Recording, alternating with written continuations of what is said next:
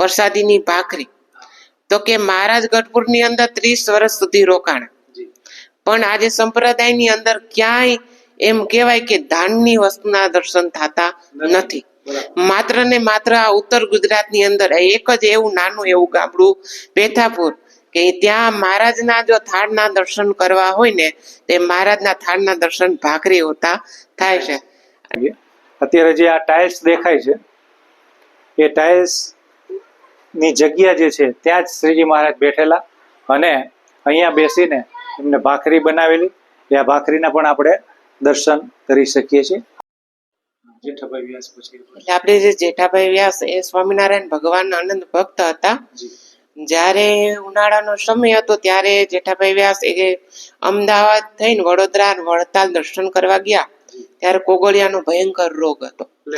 હા, એટલે બધા સંતો કે તમે પાછા કે પેથાપુર જતા રહો, આવા સમયની અંદર ક્યાંય જાત્રા કરવા જવાય નહીં.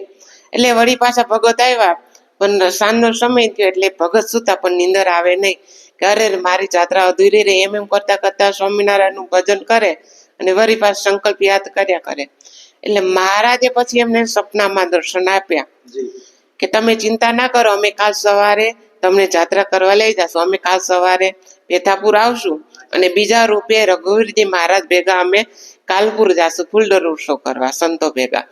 એટલે મહારાજ બીજા દિવસે 2 રૂપે આવ્યા. 1 રૂપે અમદાવાદ ગયા અને બીજા રૂપે પેથાપુર આવ્યા બ્રાહ્મણનું વેશ લઈ અને જેઠાભાઈ ને બધે જાત્રા કરાવી અને પાછા મૂકી ગયા.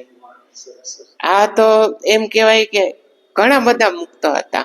આપણો ભાખરીનો પ્રસંગ જે આપણે બનેલો છે. હા, પેલા હું આ મંદિરનું કહી દઉં. બીજા એ જેઠાભાઈ વ્યાસ તે એ જે ગોપાળાનંદ સ્વામીના ખાસ શિષ્ય હતા. એમના આ જો મંદિરના જે પાયાથી તે શિખર સુધી જો ખર્ચો કરેલો હોય ને તે ગોપાળાનંદ સ્વામીના વચને થઈ અને આ જેઠાભાઈ વ્યાસે બધી ધન સંપત્તિ આ મંદિરમાં અર્થે વાપરી નાખી. હા, અને જે આ એમ કહેવાય કે પ્રસાદી પેથાપુરની અંદર પ્રસાદીની ભાખરી. તો કે મહારાજ ગઢપુરની અંદર 30 વર્ષ સુધી રોકાણા, પણ આજે સંપ્રદાયની અંદર ક્યાંય એમ કહેવાય કે દાનની વસ્તુના દર્શન થતા નથી. માત્ર ને માત્ર આ ઉત્તર ગુજરાતની અંદર એક જ એવું નાનું એવું ગામડું પેથાપુર કે ત્યાં મહારાજના જો થાળના દર્શન કરવા હોય ને તે મહારાજના થાળના દર્શન ભાખરી હોતા થાય છે. અને એ ભાખરીના દર્શન કરી તો આપણે એમ થાય કે આ ભાખરી હજી હમણાં જ બનાવેલી છે. જ્યારે મહારાજ પેથાપુરમાં આવેલા ચાવડાના ઘરે રાત રોકાણા અને એમની ગાય જીવતી કરેલી. મહારાજે સંયમ જાતે રસોઈ બનાવી, સંયમ જાતે ભાખરી બનાવી અને મહારાજે જમ્યા અને 2 ભાખરી અને થોડીક ભાખરી જમ્યા હતા. એમાં જે નીચે ટુકડા પડેલા એ ટુકડા ને 2 ભાખરી એ હજી હાલની તારીખમાં એમને એમ છે. આજે 250 વર્ષ થયા ભાખરીને, છતાંય કશું થયું નથી. એવી પ્રસાદી ભાખરી છે. ત્યાં મહારાજ રાત રોકાણા હતા. સવારે ઓઠું કરાવી અને દાંતણ કરી ઘરના બધા ભક્તજનો સુતા હતા એ પેલા મહારાજ 4 વાગ્યા વહેલા નીકળી ગયા. અને મહારાજ અહીં પેથાપુરમાં કેટલી વખત પધાર્યા? મહારાજ અહીં પેથાપુરમાં 4 થી 5 વખત પધારેલા છે.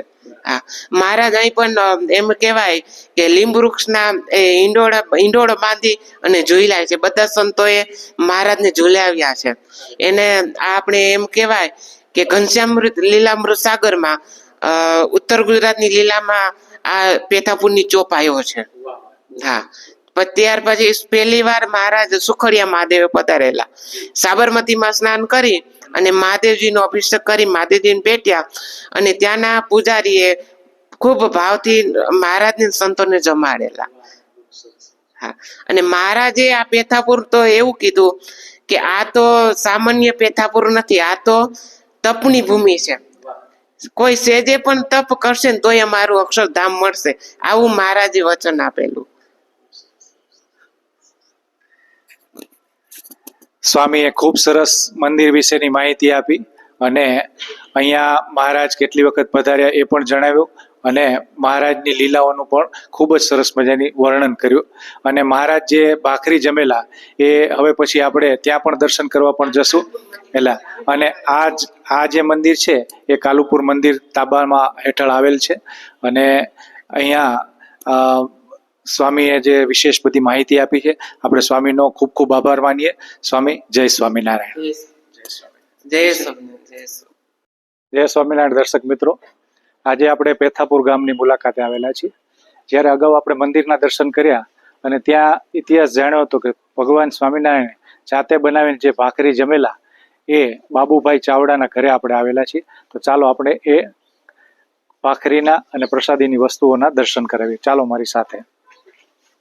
મિત્રો, આપણે અહીંયા બાબુભાઈ ચાવડાના ઘરે આવેલા છીએ અને હવે જે મહારાજાએ ભાખરી જમેલા એ ભાખરીના દર્શન પણ આપણે કરાવીએ.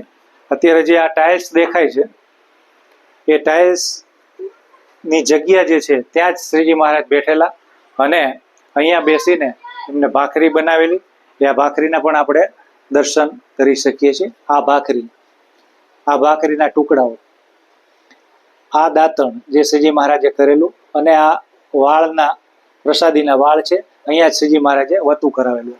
આ બધા જે પુસ્તકો છે એ પણ મહારાજના વખતના છે, એમના ચરણાન્વિત છે. અને અહીંયા પેથાપુરના ચાવડા પરિવારની આખો ઇતિહાસ આ ફોટાની અંદર લખેલો છે. સાધુ વેશે સ્વયં સ્વામિનારાયણ ભગવાન ઘડેલા રોટલા 5 પેઢીથી આજે પણ શ્રદ્ધાભરી સચવાઈ રહ્યા છે. એવા આ મંદિરના ઇતિહાસમાં આપણે સ્વામી પાસેથી જાણેલું આ બાબુભાઈ ચાવડા જે 6ઠ્ઠી થી 7મી પેઢીએ આ ઇતિહાસ જાળવી રાખેલો.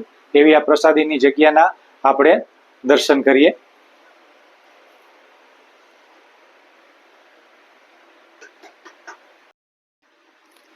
તો અત્યારે જે આપણે પ્રસાદીના ઘરે આવેલા છીએ તો આ બા પાસેથી આપણે માહિતી લેશું કે બા, આ ભાખરી અને કઈ રીતે મહારાજે બનાવેલી એ વિશે થોડી તમે જાણકારી આપો.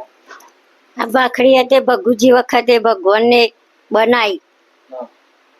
અને આ કેટલામી પેઢી છે તમારી? 7 પેઢી. 7મી પેઢી. 7મી પેઢી. અચ્છા, અત્યારે હાલમાં કોણ પેઢી હયાત છે અત્યારે? શું નામ છે એમનું? અત્યારે બાબુભાઈ ચાવડા. હા, એ તો ઓફ થઈ ગયા પણ વિક્રમભાઈ. હા, વિક્રમભાઈ છે. હા, બરાબર. હા. અને ભગવાન આ જગ્યા ઉપર બિરાજેલા. હા, અચ્છા. અને ભાખરી બનાવેલી. અમને ખબર ને પણ સાચવી રાખી. તમને ખબર નહોતી પણ આ તમારા વડવા બધા તમને કહેતા આવતા હશે અને તમે સાચવી. વાહ વાહ. અને બધા હરિભક્તો અહીંયા દર્શન કરવા આવે છે? આવે ને, બધી લક્ઝરી આવે. એમ? સરસ સરસ સરસ. વાહ. તો એક રસપ્રદ કિસ્સો અહીંયા એવો પણ બનેલો છે કે જે આપણે બા દેખાય છે વિડીયોમાં, એ બાને એક હરિભક્ત 1 મહિના સુધી અમેરિકા ફરવા માટે લઈ ગયેલા અને આખું અમેરિકા એમને પેથાપુરથી લઈને અમેરિકા સુધીની યાત્રા કરેલી. બા આ મહારાજના પ્રતાપે, એટલે શ્રીજી મહારાજમાં શું ચમત્કાર છે એ આપણે કહી શકીએ કે શ્રીજી મહારાજ ચમત્કાર કરતા નથી, પણ શ્રીજી મહારાજ એટલે કે સ્વામિનારાયણ ભગવાનનું આપણે ભજન કરીએ, સેવા કરીએ તો આપણને શું ફળ મળે.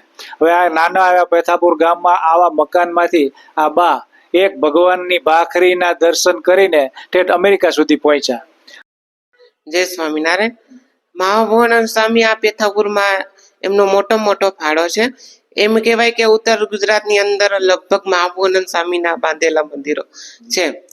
એમ કહેવાય કે પેથાપુરમાં છેલ્લે મહાભવાનંદ સ્વામીએ આ એમના સેવેલા હરિકૃષ્ણ મહારાજ એ પેથાપુરમાં ભેટમાં આપેલા છે. આ હરિકૃષ્ણ મહારાજને 185 વર્ષ પૂર્ણ થયા છે. ખુદ મહાભવાનંદ સ્વામીના સેવેલા હરિકૃષ્ણ મહારાજ છે. જય સ્વામિનારાયણ. જય સ્વામિનારાયણ.